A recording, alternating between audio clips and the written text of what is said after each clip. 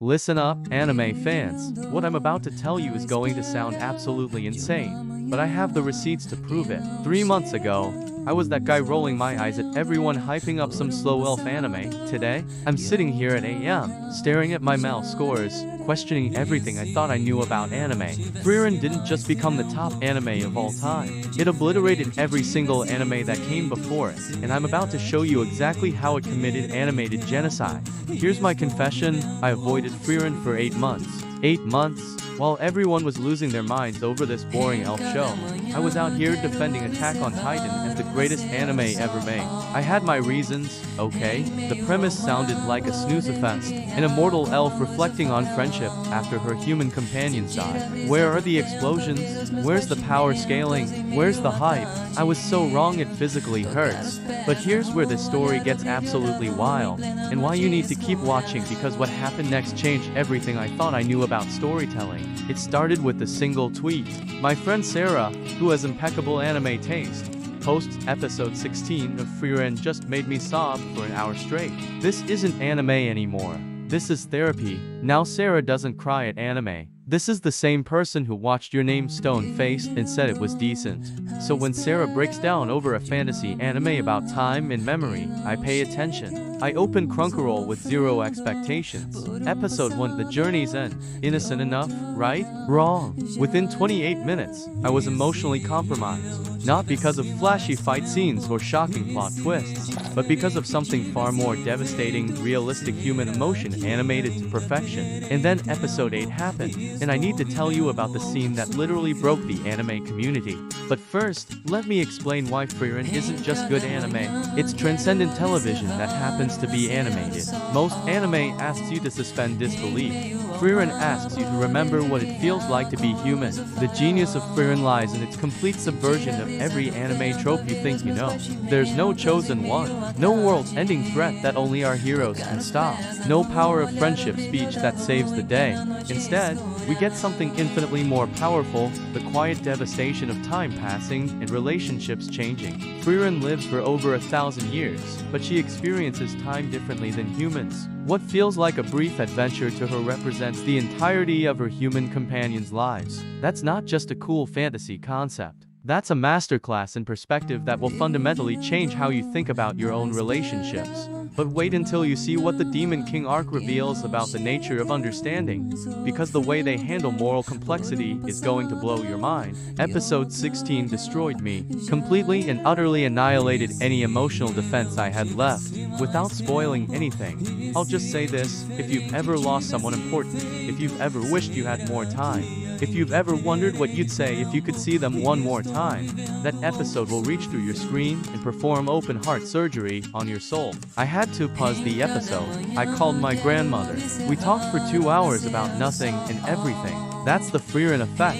The animation quality is Studio Madhouse operating at maximum capacity. Every frame looks like it could be hung in an art museum. But here's what sets it apart from other visually stunning anime: the animation serves the emotion, not the other way around. Every subtle facial expression, every environmental detail, every moment of silence is crafted with surgical precision to maximize emotional impact. And speaking of emotional impact, let me tell you about the scene in episode 21 that made grown men across the internet question their life choices. The magic system in Frieren is the most realistic portrayal of skill development I've ever seen in fiction. Magic isn't about screaming louder or believing harder.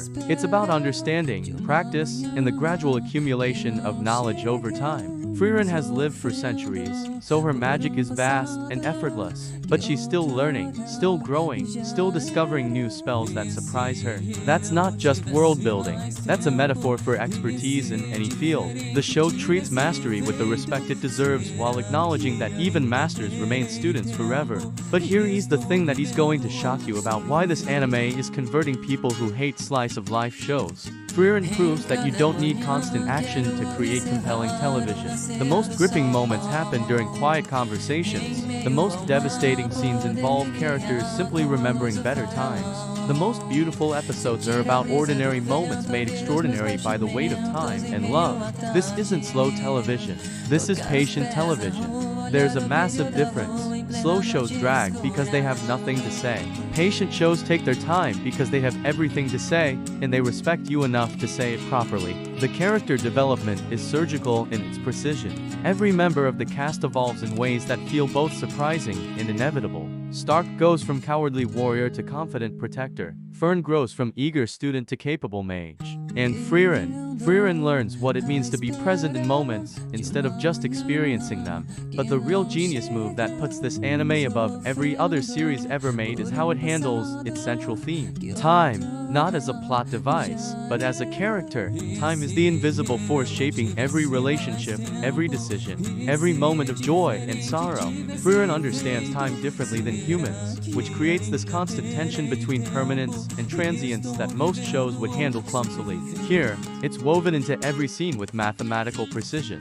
The show doesn't just tell you that time is precious. It shows you through the devastating beauty of memories half remembered and connections that outlast the people who made them. It makes you feel the weight of every moment you've taken for granted. After finishing the available episodes, I sat in my room for an hour in complete silence. Not because I was bored, but because I was processing. Frieren doesn't just entertain you, it changes your relationship with time, memory, and the people you love.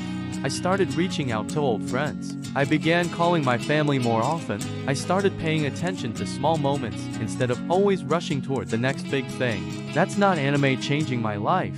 That's art fulfilling its highest purpose, making us more human. So when people ask me why I think Frieren destroyed every anime ever made, I tell them this: most anime wants to be memorable. Frieren wants to be meaningful. Most anime creates fictional worlds you want to escape to. Frieren creates emotional experiences that make the real world more vivid. It's not just the best anime of all time, it's some of the best television ever created, period. Animation just happens to be the medium that could best tell this particular story about time, memory, and what it means to truly see the people we love. If you haven't watched Frieren yet, you're not just missing great anime. You are missing a chance to understand something fundamental about human connection that most art never comes close to touching. Trust me on this one. Clear your schedule. Prepare to have your entire understanding of storytelling rebuilt from the ground up. And get ready to call people you haven't talked to in years. Because once you see what I saw, you'll understand why everyone's saying the same thing. Frieren didn't just raise the bar. It obliterated it completely and built something entirely new in its place.